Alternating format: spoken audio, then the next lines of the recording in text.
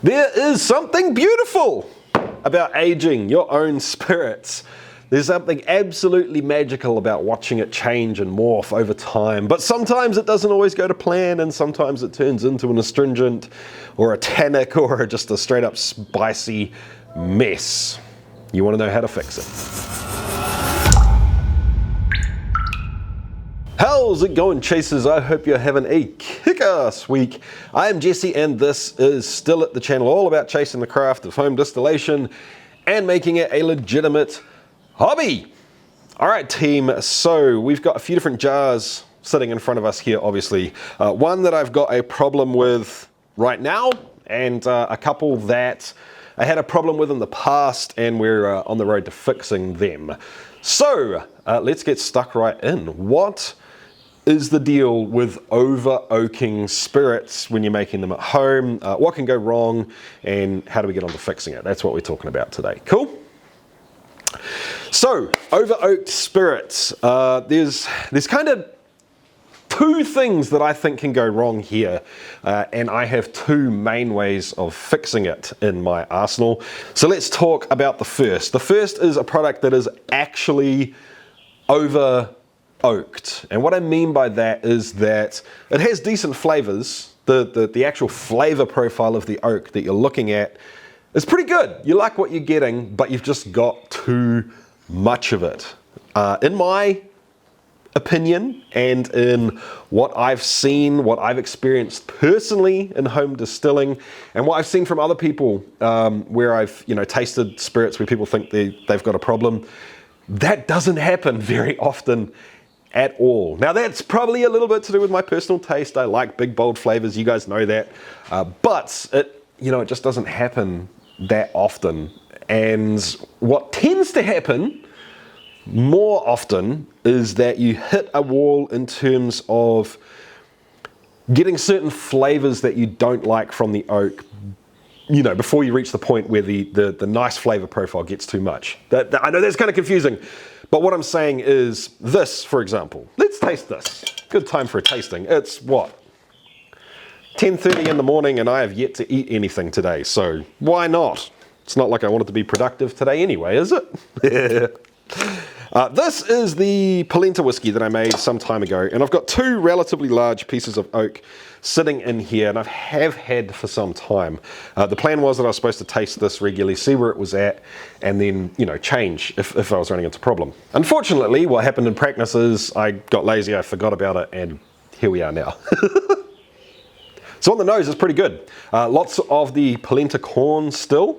It's presenting less and less like grappa all the time, and more like bourbon, which, I don't know, I like the uniqueness of the grappa, but anyway.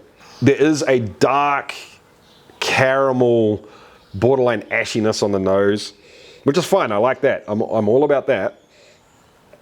On the palate, it is getting a little bit too astringent and a little bit too tannic for my liking. There is some spiciness there as well, but I'm actually cool with this being a little bit spicy. What I don't want it to do is turn into a tannin and astringency bomb. That's not what I had in mind for this.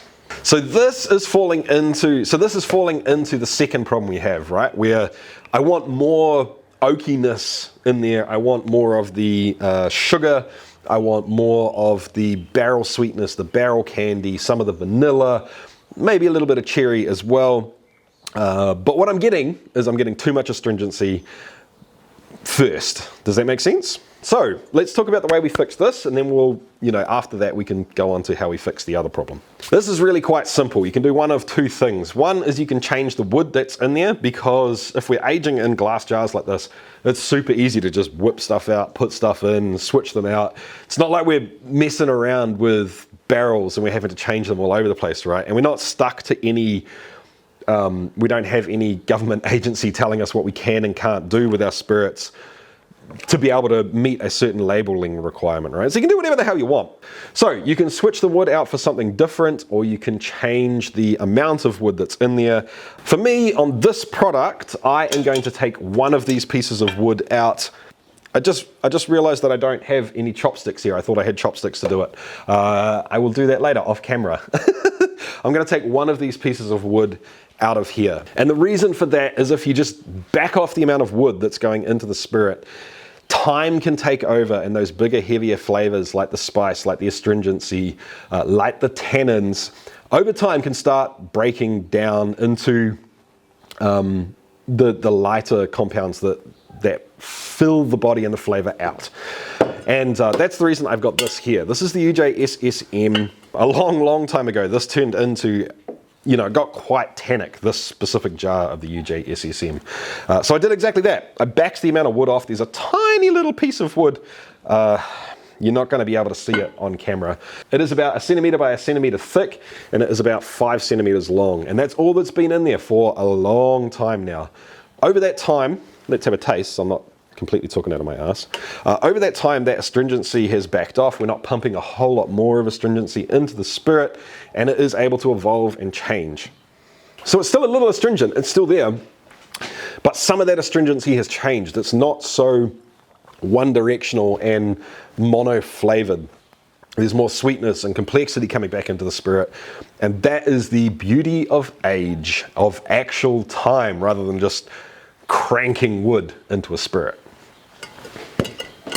So solution number one is just literally back off the amount of wood in the spirit and let it sit. It might take 6 months, it might take a year, but whatever you do, don't throw that stuff out. Cool? The other thing you can do in this situation is change the spirit itself. And to demonstrate that, I've got the bastard whiskey here. This one was a spicy, like it just tasted like straight up pepper. That's all that you could taste when you tasted it. And in this case, what I did is backed off the ABV. I proofed it down a little bit and reduced the amount of wood in it significantly.